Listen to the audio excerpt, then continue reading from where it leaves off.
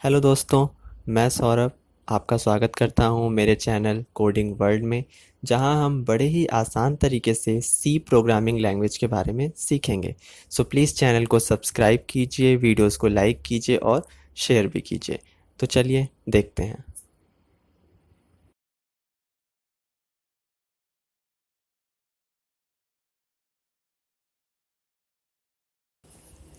Hello friends, तो आज हम सी लैंग्वेज में एल्स इफ लैडर को पढ़ने वाले हैं। तो आइए शुरू करते हैं। जैसा कि पहले हमने पढ़ा था if, else if, nesting if else, और अब नेक्स्ट है हमारा टॉपिक है एल्स इफ लैडर।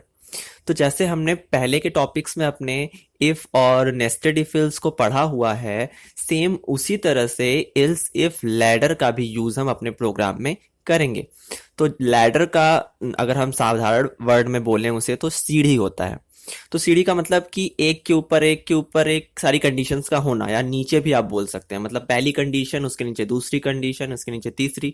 तो जितनी कंडीशंस आप चाहें, आप एल्स इफ लैडर में जोड़ते जा सकते हैं। इस ये नेस्टिंग की तरह ही काम करता है, लेकिन नेस्टिंग का मतलब होता था कि एक इफ एल्स के अंदर दूसरे इफ एल्स का होना।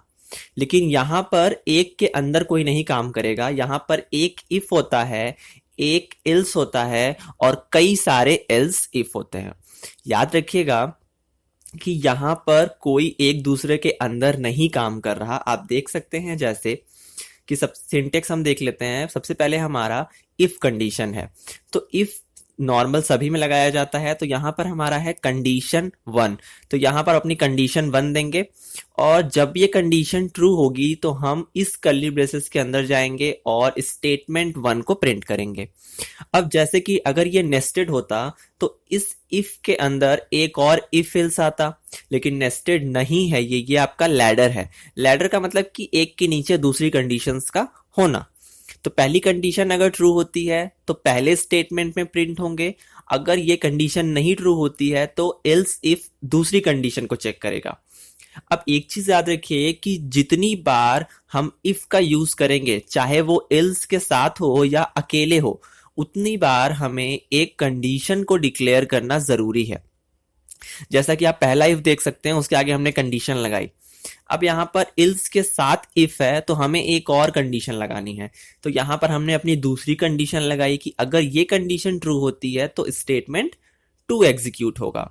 फिर ये कर्ली ब्रेसेस क्लोज। फिर तीसरी कंडीशन हमारी है, एल्स लगा है साथ में इफ लगा है, तो यहां पर हम अपने तीसरे कंडीशन को लिखेंगे। तो तीसरा कंडीशन अगर ट्रू होता है तो हम स्टेटमेंट थ्री को प्रिंट करेंगे। अब मान लीजिए कि ये तीनों कंडीशंस में से कोई भी कंडीशन ट्रू नहीं होती, तो एल्स में आप बिना किसी कंडीशन के ऑटोमेटिक जाएंगे और स्टेटमेंट फोर को प्रिंट करेंगे। अब इसमें एक चीज और समझने वाली बात है कि मान लीजिए पहली ही कंडीशन ट्रू हो गई, तो क्या अब बाकी कंडीशंस को चेक किया जाएगा? नहीं। अगर पहली कंडीशन यानी कि पहला इफ अगर ट्रू हो गया और आप अंदर चले गए, तो इसका मतलब कि अब जितनी भी कंडीशंस बाकी हैं नीचे की तरफ, उन्हें चेक नहीं किया जाएगा। क्यों?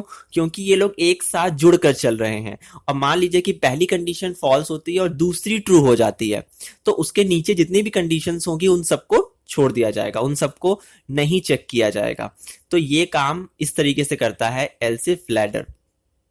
अब इस तरीके से अगर हम सिंपल इफ लगाते, बार बार इफ लगाकर बनाते, तो वो जाता और सभी कंडीशंस को चेक करता, क्योंकि वो अलग अलग कंडीशंस को जोड़ रहा था। लेकिन यहां पर एक लैडर होने की वजह से इसमें से एक भी कंडीशन ट्रू होती है तो उसके बाद बची हुई कंडीशंस को चेक नहीं किया जाएगा, और आप उस चीज को एग्जीक्यूट कर कर बाहर चले जाएंगे।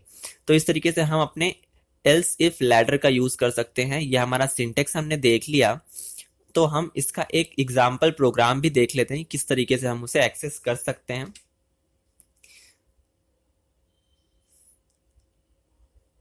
तो ये है हमारा एग्जाम्पल प्रोग्राम। तो आइए देखते हैं कि इसे कैसे हम यूज कर सकते हैं। तो ये प्रोग्राम बताएगा हमें कि यूजर ने जो नंबर दिया है वो पॉजिटिव नंबर है या निगेटिव नंबर है या फिर जीरो के बराबर है। तो सबसे पहले यहाँ पे हमने हेडर फाइल्स नहीं डिक्लेयर की हैं क्योंकि हम आपको एग्जाम्पल बता रहे हैं, लेकिन जब प्रोग्राम होगा तो हर प्रोग्राम में आपको अपने हेडर फाइल को डिक्लेयर करना होगा और मेन फंक्शन को भी। तो यहाँ पर हमने अपने वेरिएबल को डिक्लेयर किया है INT टाइप का, वेरिएबल का नाम है नंबर। अब printf एक मैसेज दिखा रहा है यूजर को, इंटर द नंबर। तो यूजर ने जैसे ही नंबर इंटर किया वो किसके अंदर जाएगा, नंबर नाम के वेरिएबल के अंदर स्टोर हो जाएगा। और अब मान लीजिए कि यूजर ने दिया है 10, सिर्फ 10, तो पहली कंडीशन क्या होगी, इफ यदि नंबर में जो डेटा है अगर वो 0 से छोटी हुई यानी लेस देन 0 हुई, तो इफ 10 लेस देन 0 तो कंडीशन हो गई फॉल्स। अब जब कंडीशन फॉल्स हो गई तो इसका मतलब कि ये वाला प्रिंटफ, पहला प्रिंटफ एग्जीक्यूट नहीं होगा, हम तुरंत जाएंगे किसके पास, एल्स इफ के पास। एल्स इफ इसमें क्या कंडीशन है कि नंबर अगर बड़ा हो 0 से, अब 0 से बड़ा तो है क्योंकि 10 हमने बोला था, अब 10 ग्रेटर देन 0, इसका मतलब कि ये कंडीशन हो गई ट्रू। और जब ये कंडीशन ट्रू हो गई तो हम जाएंगे सेकंड वाले प्रिंटफ को प्रिंट करेंगे, जिसमें प्रिंट लिखा हुआ है the given number is positive. तो ये आपका मैसेज है जो स्क्रीन पे प्रिंट होगा। अब मान लीजिए कि यूजर कोई 0 दे देता, केवल 0, तो पहली कंडीशन फॉल्स होती क्योंकि 0 नंबर से छोटा तो है नहीं, तो इसका मतलब कि ये कंडीशन फॉल्स। फिर दूसरा आता, वो 0 से बड़ा भी नहीं है, फिर लास्ट में जाता तीसरी कंडीशन में ऑटोमेटिक एंट्री मिल जाती क्योंकि एल्स बिना किसी कंडीशन के आपको एंट्री दे देता है। तो यहां पर बिना किसी कंडीशन के आप अंदर जाते और क्या प्रिंट करते कि the given number is equal to 0, इसका मतलब जो नंबर आपने दिया है वो 0 के बराबर है। तो इस तरीके से हम अपने नेस्टेड इफ एल्स लैडर का यूज अपने प्रोग्राम में कर सकते हैं। इस तरीके से आप जितनी भी कंडीशंस आपकी होंगी आप उन्हें जोड़ते जा सकते हैं और कितना भी कंडीशंस आप इनके साथ अटैच कर सकते हैं। पहली कंडीशन आपको इफ लगानी जरूरी है, उसके बाद आप कितने भी एल्स इफ का यूज करना चाहें आप कर सकते हैं, फिर लास्ट में आप एक एल्स का यूज कर सकते हैं। तो इस तरीके से हम अपने लैडर का यूज कर सकते हैं, यानी एल्स इफ लैडर का एग्जाम्पल हमने देख लिया है।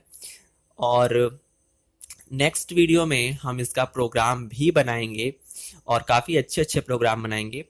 तो आज का वीडियो हम यहीं पर ख़त्म करते हैं। आई होप आपको समझ में आ गया होगा।